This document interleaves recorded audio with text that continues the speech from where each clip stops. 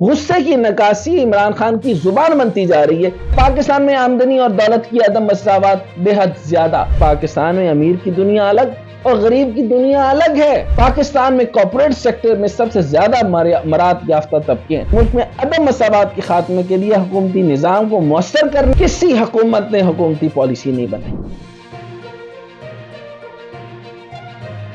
میں ہوں ڈاکٹر حسنین جاوید اور آپ دیکھ رہے ہیں میرا آفیشیل یوٹیوب چینل۔ اب تک اگر آپ نے سبسکرائب نہیں کیا تو سبسکرائب کیجئے، تھینک یو۔ عوام کا سمندر عمران خان صاحب کے پاس ہے۔ اوپوننٹ پارٹیاں 13 ہیں اور 13 پارٹیز کے پاس ایسا کوئی پولیٹیکل آئیڈیا نہیں ہے جس کی وجہ سے وہ خان صاحب کو چیک میٹ کر سکیں۔ ایک ٹویٹ آئی جی، اب ایک طرف تو یہ خان صاحب ہیں اور خان صاحب اس لیے مکمل مضبوط ہو رہے ہیں کیونکہ عوامی پذیرائی اور عوامی الفاظ جو وہ عوام کے دل میں ہے، یہ تو اگر عوام کو غصہ بھی ہے اور عوام کا کسی طرح کا غصہ کہیں نہ کہیں نکلنا ہے، اس کا مطلب یہ آ رہا ہے غصے کی نکاسی عمران خان کی زبان بنتی جا رہی ہے۔ یورپ کے اندر ایک واقعہ مشہور تھا، تو ملکہ نے کہا کہ عوام کو روٹی نہیں مل رہی تو ان کو بریڈ دے دو۔ اچھا، اسی طرح کی ایک بات ہوئی کہ ایک بندے نے مجھے کال کی، نقوی صاحب میرا 16 یونٹ کا 1000 روپے بجلی کا بل آیا ہے، آپ براہ کرم شہباز شریف صاحب کو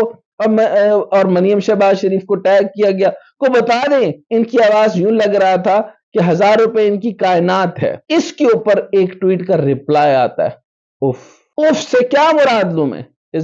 یہ سرکاسزم ہے، یہ سرکاسٹک ہے، یہ درد ہے، یا یہ واو فیکٹر ہے؟ I don't know what it is۔ میں نے کہا یہ پرفارمنس نہیں ہے، یہ ان کا جواب دینا چاہ رہے ہیں، لیکن عوام کی زبان کا درد جو ہے اس کی نکاسی وہیں سے ہو رہی ہے۔ میں دیکھ رہا ہوں مختلف طبقہ جات جن کے لیڈر جن کو چھوڑ گئے، وہ سب کے سب عمران خان کے ساتھ اس لیے کھڑے ہیں کہ وہ پاکستان میں کھڑا۔ اب دیکھتے ہیں کہ جہاں انہوں نے غلطی کی وہ تو ہو گئی۔ میں اب آپ کے سامنے مزید دردناک سٹوری پیش کرنا چاہتا ہوں۔ ایک بڑی درد بھری سٹوری یہ ہے کہ مفتی صاحب کے رونے، مفتی صاحب نے ایک کہانی سنائی، مجھے آ جانے تھے آنسو اگر میں اس کے آگے نہ سنتا۔ سو انہوں نے کہا میری بیٹی جس طرح باسکن رابن ہے، اسی طریقے سے ایک اور بہت بڑا برانڈ ہے کراچی کا، سو انہوں نے کہا کہ اس کو بہت زیادہ پسند تھا، تو میں اسے کار میں لے کر اس کی آئس کریم کھلانے لے کر گیا۔ تو جب وہ آئس کریم کھانے لگی تو اتنی دیر میں بھیڑ جمع ہو گئی، غریبوں کی لائن لگ گئی اور بچے جو ہے وہ کرلانے لگے اور اس کار سے بار بار آ کر جو ہے وہ اسی آئس کریم کی ڈیمانڈ کرتے تھے، کچھ لوگ پیسے کی ڈیمانڈ کرتے تھے۔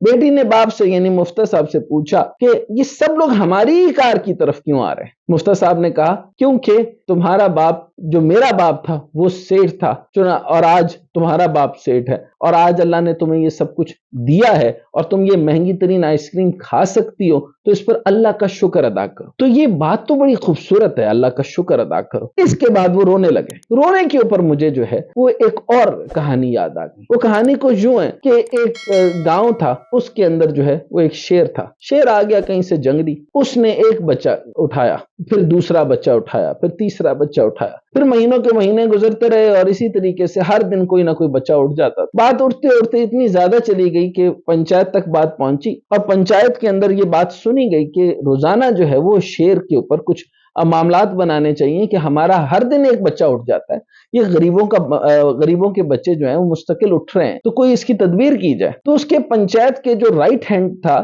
یعنی وہ جو سردار کہہ لیجئے یا پنچایت کا سربراہ کہہ لیجئے یا چودھری کہہ لیجئے، اس نے کہا جو رائٹ ہینڈ تھا کہ تاکہ چودھری بھی خوش ہو اور معاملہ بھی حل ہو جائے، اس نے کہا یہ سب کا سب جو ہے اس کی تدبیر یوں ہوگی کہ آپ لوگوں کا جو نقصان ہوگا وہ پورا کیا جائے گا، ہم آپ کو زر دولت زمین دیں گے، لیکن اس کے ساتھ ساتھ یہ جو ہے وہ یہ خدائی فیصلہ ہے، یہ کوئی ڈیزاسٹر ہے کہ وہ اللہ کی طرف سے کوئی عذاب ہے، آپ لوگوں کو چاہیے اللہ سے معافی مانگے، اپنے گناہوں کے اوپر معافی مانگے، اور اس کا یہی علاج ہے اور کوئی علاج نہیں ہے۔ بات یہاں پہ ختم ہوتی ہے۔ اگلے دن جس رائٹ ہینڈ نے یہ بات کہی ہوتی ہے کہ گناہوں کی معافی مانگے، اس کا بھی بچہ اٹھا لیا جاتا ہے، یعنی شیر کی جانب سے۔ بات پھر آگے بڑھ جاتی ہے تو پھر وہ پنچایت کے سربراہ کے پاس یعنی چودھری کے پاس آتا ہے، چودھری صاحب سے پوچھتا ہے کہ اب تو حالت بڑھ گئی، حضور کچھ کیجئے۔ اسی طریقے سے انہوں نے کہا کہ کیا ہو گیا، تمہیں نے تو کل کہا تھا کہ یہ گناہوں کا نتیجہ ہے، تمہیں نے تو کل کہا تھا اللہ سے معافی مانگو، تمہارا میں جو ہے نقصان پورا کر دوں گا، زر زمین دولت دانے شانے یہ میں تمہیں دے دوں گا، لیکن اللہ سے معافی مانگو، تمہیں نے تو سمجھایا تھا۔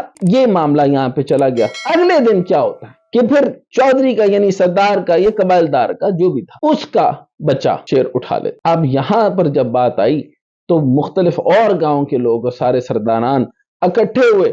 انہوں نے کہا معاملہ تو بڑی حویلیوں پہ پہنچ گیا, معاملہ تو یہ وہاں تک پہنچ گیا کہ پاور پولز تک چلی گئی, بات اشرافیہ تک چلی گئی, بات اس جگہ پہ چلی گئی جہاں سارے معاملات تھے, غریب تک نہیں سنی گئی. متوسط رائٹ ہینڈ یعنی متوسط طبقے کا رائٹ ہینڈ تھا نا, جو کہ اپنی طرف سے وہ امیر کی آواز بن کر غریب کو بہلا رہا تھا اور اس کو پست کر رہا تھا, اس کی زبان کو روک رہا تھا اور اس کو ڈرا رہا تھا فتوے کی زبان کے اندر کہ اللہ سے ڈرو, یہ تمہارے گناہوں کا نتیجہ ہے. لیکن ایک طرف تو اس نے خوشامد کر لی, لیکن جب فوج وہ اس کے چودھری کا بیٹا اٹھایا گیا تو اس کے بعد وہ جب سب نے اسے جمع کیا اور اس کے اوپر ایک فینس لگائی گئی, فینس لے کر شیر کو پھڑکا دیا گیا. جب شیر نے اس کے بیٹے کو غائب کیا تب چودھری کے اندر غم آیا, پھر اس کا ایک اسٹیچو بنایا گیا اور اسے اس کی یاد منائی گئی. مفتیٰ صاحب, میں نے آپ کے آنسوں کے بعد یہ سوچا کہ وہ وقت نہ آ جائے وہ شیر آپ تک آ جائے, آپ غریبوں کا مذاق نہ اڑائیں. یہ رونا نہیں تھا, یہ مذاق تھا. مفتیٰ صاحب 16 اکتوبر تک آپ کی ٹرم ہے, اس سے پہلے تک جو ہے وہ آپ لوگوں کو, یہ میرے لیے بھی کہانی ہے اور آپ کے لیے بھی کہانی ہے, آپ لوگوں کو کہانیاں نہ سنائیں, حقیقت سنائیں. اس حقیقت کو سنانے کے لیے میں اپنی زبان استعمال نہیں کرتا, میں UNDP کی رپورٹ آپ کے ساتھ شیئر کرتا ہوں اور ایک ایک لفظ پڑھ کر آپ کے سامنے پیش کرتا ہوں. اقوام متحدہ کے پروگرام برائے ترقی UNDP نے اپنی 2021 کی رپورٹ میں کہا کہ پاکستان کا امیر ترین طبقہ ملک کی آمدنی کا 50% پر کنٹرول رکھتا ہے, جبکہ ملک کے غریب ترین طبقے کے حصے میں ملک کی آمدنی کا صرف 7% آتا ہے, صرف 7%, یعنی اسی کو آپ ڈسپرس کر رہے ہیں. رپورٹ میں مزید کہا گیا کہ غریب ترین طبقے میں انسانی ترقی کی شرح بہت کم ہے, جبکہ امیر ترین طبقے میں یہ بہت زیادہ ہے, جس سے غریب اور امیر کے درمیان طبقاتی فرق بڑھتا جا رہا ہے. اقوام متحدہ کی ترقیاتی ادارے کی پاکستان میں نمائندہ الیانا نکویلتا نے بقول پاکستان میں عدم مساوات صرف آمدنی اور دولت تک ہی محدود نہیں بلکہ اصل حقیقت یہ ہے کہ پاکستان میں امیر کی دنیا الگ اور غریب کی دنیا الگ ہے. UNDP کی رپورٹ کے ان کے بقول خواندگی کی سطح یا صحت کے ثمرات یا پھر رہن سہن کے معیار انتہائی امیر اور انتہائی غریب الگ الگ دنیا کی باسی لگتے ہیں. اقوام متحدہ کی رپورٹ میں عدم مساوات کو بنانے اور تقویت دینے کے لیے 3 اہم محرکات کی بھی نشاندہی کی گئی ہے, جن میں طاقت, لوگ اور حکومتی پالیسی شامل. کسی حکومت نے حکومتی پالیسی نہیں بنائی, کسی نے غریب کا درد نہیں دیکھا, کسی نے غریب کا ہسپتال نہیں دیکھے, کسی نے غریب کو اس کے جو ہے وہ مسائل نہیں دیکھے, کسی نے غریب کی تعلیم نہیں دیکھی, کسی نے یہ نہیں دیکھا کہ آپ جو ہے وہ کون سی یکساں تعلیمی نظام بنائیں گے جس کے اندر جو ہے وہ انگریزی اور طرح کی ہوگی تو ایچسن کی انگریزی اور ہوگی, لاہور گرامر کی اور ہوگی, شعیفات کی اور ہوگی, تو آف کورس وہ کہاں ہوگا اور یہ کہاں ہوگا. تو غریب کا بچہ کلرک ہوگا اور امیر کا بچہ جو ہے وہ بیوروکریٹ ہوگا, اور یہ بیوروکریسی آپ کو لے ڈوبے گی. رپورٹ کے اہم ترین نکات میں مزید اس نے بیان کیا کہ رپورٹ میں کہا گیا کہ پاکستان کے مختلف صوبے, مختلف علاقے, دیہی اور شہری علاقوں کے درمیان بے پناہ عدم مساوات پائی جاتی ہے. اس طرح یہ عدم مساوات ملک کی آبادی کی پسماندہ اور غریب طبقات جیسا کہ بچوں, نوجوانوں, مزدوروں اور خواتین میں بھی واضح طور پر نظر آتی ہے. یہ رپورٹ کو میں آپ کے سامنے پورا بیان کر رہا ہوں اور فردن تیزی سے سمجھ لیجئے کہ پاکستان میں آمدنی اور دولت کی عدم مساوات بے حد زیادہ. پاکستان میں صوبوں کی سطح پر آمدنی میں عدم مساوات بڑھتی جا رہی ہے. 57, ایک 24, ایک 9%, ایک 16%, ایک. پاکستان نے بچوں کو مختلف مشقت سے روکنے اور صنعتی ترقی میں بری کارکردگی کا مظاہرہ کیا. طاقت اور طبقاتی خامی اور پالیسیوں کو اپنے فوائد کے لیے استعمال کرتے رہے, یعنی طاقت جب آ جائے تو آپ نے ایسے استعمال کرتے ہیں جس طرح سبسڈی زیادہ لے لی, علاقے آپ نے لے لیے, آپ نے سی پیک زون میں سے زیادہ زمین کر لی, اسی طریقے سے آپ نے شام لاٹ کی زمینوں پہ قبضہ کر دیا. ایک آدمی نے کئی 100 سال کے لیے بڑی زمینیں جو ہیں وہ اپنی تجاوزات میں لے آئے. اچھا, پاکستان میں کارپوریٹ سیکٹر میں سب سے زیادہ مراد یافتہ طبقے ہیں. طاقت کے استعمال سے ملک میں دولت اور مواقع کی غیر منصفانہ تقسیم عمل میں لائی جاتی ہے. پاکستان میں جاگیردار طبقے کے پاس دوسرے نمبر پہ سب سے زیادہ مراد ہیں, دوسرے نمبر پہ. اب آگے سنیے جی, رپورٹ یہ کہتی ہے ٹیکس پر چھوٹ, کم قیمتیں, زمین اور سرمایہ تک ترجیحی بنیادوں پر رسائی سے आम तौर पर कॉर्पोरेट सेक्टर, जागीरदार तबका, इंतहाई ज्यादा आमदनी रखने वाले लोग, बड़े ताजर, सरकारी इदारे, ये रिपोर्ट कह रही है जी, मैं नहीं कह रहा। ऐसे तबकात को सिर्फ 2017-18 में हासिल मराद का की कदर 2660 अरब रुपए थी, जो मुल्क की मुजमुई आमदन का 7% बनता है। पाकिस्तान में मजदूर, महाजर, ख्वाजा सरा और खुसूसी अफराद की हुकूमत की जानिब से फराहम की गई सहूलियात पर सबसे कम मुतमईन है, ये रिपोर्ट कह रही है। अच्छा, कोरोना वबा की वजह से 2020 तक मुल्क में 50 लाख अफराद बेरोजगार हुए। कोरोना के असरात की वजह से 2021 के इख्तिताम तक 2,80,00,000 अफराद गुर्बत की लकीर से नीचे चले गए। आपका पूरा इकोनॉमिक साइकिल तब्दील हो चुका है, आपकी गुर्बत की शरह और चली गई। बलूचिस्तान इंसानी तरक्की की राह में सबसे पीछे रह गया। 44% ऑफ द टोटल पाकिस्तान।